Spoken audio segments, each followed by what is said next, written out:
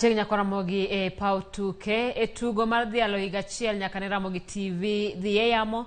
Tim mar bodaboda FC ma Kisumu ne oloyo Police FC gol 1-0 e tuk osiep.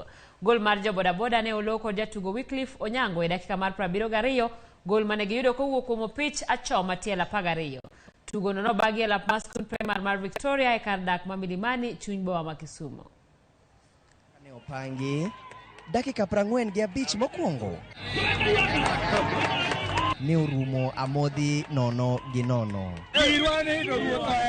Kata kamano kedo ne odhi nyime nyaka e tielo mar ariyo kama ne olo tim mar obila kokalo e opich achoma, gino mane omiyo tim mar bodaboda loch.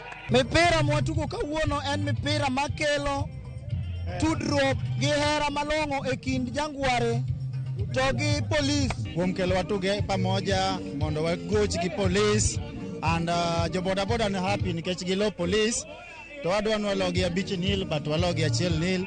Wakwara Ramogi TV gimogi keloni gimed kele kiko ben chieng' birthday ma TV kende gikele pile pile mi mondo wang'ere wa interact gi joma pogre. Tukego ne obagi kaka yo mar kelo obila gi jopeng kanyakla kendo tiyo e yo manyangafu ka bende ne giyudo thuolo mar tiegruok kotenore gi weche apaya. Joloch ne oyudo mich mopogore opogore kokalo e sir mar kambi mar shabiki.com.